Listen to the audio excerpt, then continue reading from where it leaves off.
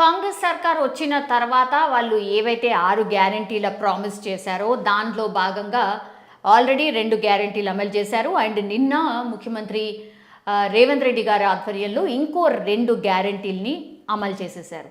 So దీనికి సంబంధించి మార్గదర్శకాలు అయితే చాలా వరకు గవర్నమెంట్ చెప్పే ప్రయత్నం చేసింది. కానీ ఈరోజు అఫీషియల్గానే కాంగ్రెస్కి సంబంధించిన వాళ్ళ వెబ్సైట్లోనే మార్గదర్శకాలు ఏంటి అంటే 500 గ్యాస్ సిలిండర్ ఎవరికైతే వస్తుందో దానికి సంబంధించిన మార్గదర్శకాలు ఏంటి, దెన్ 200 యూనిట్ల ఉచిత విద్యుత్ ఏదైతే ఉందో దానికి సంబంధించిన మార్గదర్శకాలు ఏంటి అనేది క్లియర్ కట్గా మెన్షన్ చేస్తూ వాళ్ళ వెబ్సైట్లోనే పెట్టడం జరిగింది. సో ఒక్కసారి నేను మహాలక్ష్మి పథకంలో భాగంగా ఎల్పిజి పథకం మార్గదర్శకాలు ఏంటి అనేది చెప్పే ప్రయత్నం చేయబోతున్నాను. తెలంగాణ ప్రభుత్వం కేవలం 500 రూపాయలకే ఎల్పిజి సిలిండర్ను అందించేందుకు మహాలక్ష్మి పథకాన్ని అయితే తీసుకొచ్చింది. సో మహిళా సాధికారతతో పాటు వాళ్ళపై ఉన్న ఆర్థిక భారాలు తగ్గించేందుకే ఈ పథకాన్ని తీసుకొచ్చాం. సో కట్టెల పొయ్యిల కాలుష్యం నుంచి మహిళలను విముక్తి చేయడానికే ఈ పథకాన్ని తీసుకొచ్చాం. అండ్ కేంద్రం లేదా రాష్ట్ర ప్రభుత్వం జారీ చేసినటువంటి రేషన్ కార్డ్ ఏదైతే ఉంటుందో దాని ప్రామాణికంగానే ఈ పథకాన్ని అమలు చేయబోతున్నాం. అండ్ దానికి తగ్గట్టుగానే ప్రస్తుతం ఎల్పిజి గ్యాస్ గృహ వినియోగదారులందరూ కూడా ఈ పథకానికి అర్హులు కాబోతున్నారు. అంటే రేషన్ కార్డ్ ప్రామాణికంగానే ఈ పథకాన్ని అమలు చేయబోతున్నామని క్లియర్ కట్గా మెన్షన్ చేయడం జరిగింది. అండ్ ప్రజాపాలన కార్యక్రమంలో దరఖాస్తు చేసిన కుటుంబాలకు మహాలక్ష్మి పథకం యొక్క ప్రయోజనాలు కల్పించబోతున్నాం. అంటే ప్రజాపాలనలో దరఖాస్తులు స్వీకరించేటప్పుడు అందులో ఒకవేళ మాకు ఈ పథకం కావాలి అని మీరు మెన్షన్ చేసి ఉంటే మీరు డెఫినెట్లీ అర్హులు అవుతారు. దెన్ గడిచిన 3 సంవత్సరాల్లో ఆ కుటుంబం వినియోగించిన ఎల్పిజి సిలిండర్ల సగటున ప్రాతిపదికగా సబ్సిడీ సిలిండర్లకు పరిమితి ఉంటుంది. ఈ 3 సంవత్సరాల్లో ఒక ఫ్యామిలీలో గ్యాస్ సిలిండర్ కనెక్షన్ ఎవరికైనా ఉన్నా సరే, ఇఫ్ సపోజ్ ఫ్యామిలీలో ఒక 4 ఉన్నారనుకోండి, ఒక కుటుంబంలో 4 ఉన్నారు, వాళ్ళకి గ్యాస్ కనెక్షన్ ఉంది. సో వాళ్ళు సంవత్సరంలో 5 సిలిండర్లు, ఇంకో సంవత్సరంలో 6 సిలిండర్లు, ఇంకో సంవత్సరంలో 6-7 సిలిండర్లు ఒకవేళ వాడుంటే ఇన్ అండ్ యావరేజ్ తీసుకొని 5-6 సిలిండర్లు ప్రతి సంవత్సరం సబ్సిడీ కింద అందించబోతున్నారు. సో 3 సంవత్సరాలని ప్రామాణికంగా తీసుకుంది. అంటే ఇప్పుడు 2024 ఇప్పుడు ఫిబ్రవరి నుంచి దీన్ని అమలు చేద్దాం అనుకుంటున్నారు. కాబట్టి 2024 అంటే 2023, 2022 అండ్ 2021 అంటే 2021 ఫిబ్రవరి నుంచి 2024 ఫిబ్రవరి వరకు మీరు ఎన్నైతే సిలిండర్స్ వాడారో దాని ప్రాతిపదికంగా 3 ఏళ్ల నుంచి మీరు ఎన్ని సిలిండర్స్ వాడుతున్నారు. ఒక్కొక్క ఫ్యామిలీ డిఫరెంట్గా వాడుతుండొచ్చు. మేబీ ఒక ఫ్యామిలీ 9 సిలిండర్లు కూడా వాడచ్చు. వాళ్ళకి 9 సిలిండర్లు రాబోతున్నాయి. ఒకవేళ మీరు 6 సిలిండర్లు వాడితే ఇన్ అండ్ యావరేజ్గా 6 సిలిండర్లు వాడుంటే ఆ 3 సంవత్సరాల్లో 6 సిలిండర్లే మీకు రాబోతున్నాయి. సో ఒక్కొక్క ఫ్యామిలీని ఒక్కొక్క యూనిట్గా తీసుకొని ఇప్పుడు వాళ్ళు 3 ఏళ్ల నుంచి ఎన్ని సిలిండర్లు వాడుతున్నారు ప్రతి సంవత్సరం, దాన్ని బట్టి ఇప్పుడు లబ్ధిదారులు ఈ ఎల్పిజి సిలిండర్స్ని పొందే అవకాశం కనిపిస్తోంది. క్లియర్గా మెన్షన్ చేశారు ఇందులో.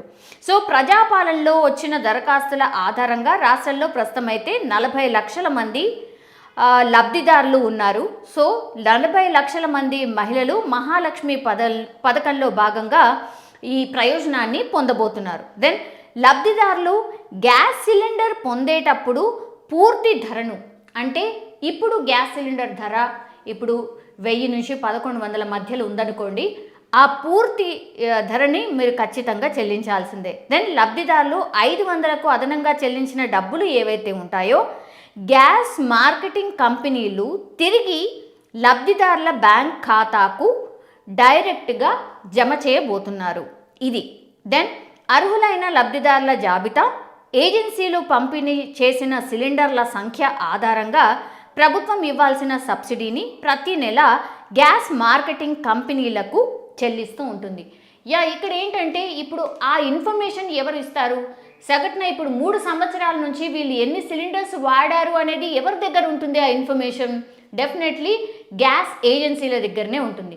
సో గ్యాస్ ఏజెన్సీలు ఇచ్చే ఇన్ఫర్మేషనే ఇప్పుడు ప్రామాణికంగా మారబోతోంది. వాళ్ళ దగ్గర నుంచే పూర్తిగా ఇన్ఫర్మేషన్ తెప్పించుకొని ఒక్కొక్క గ్యాస్ సిలిండర్ లబ్ధిదారులు ఎంత అయితే సిలిండర్స్ వాడాడు ఈ 3 సంవత్సరాల నుంచి అనేది క్యాల్కులేట్ చేసుకొని ప్రభుత్వానికి వీళ్ళు ఒక నివేదిక సమర్పించినప్పుడు అప్పుడు ఆ లబ్ధిదారులకి ఎన్ని సిలిండర్స్ రాబోతున్నాయి అనేది తెలిసే అవకాశం ఉంటుంది.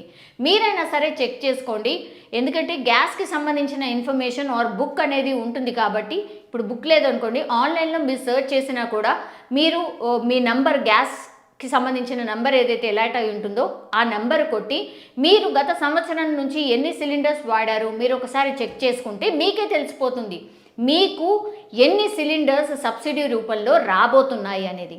సో ఇవి అండ్ మహాలక్ష్మి పథకం 2024 ఫిబ్రవరి చివరి నుంచే ప్రారంభమవుతుంది. అంటే నిన్నటి నుంచే ఆల్మోస్ట్ ఈ పథకాన్ని లాంఛనంగా ప్రారంభించారు.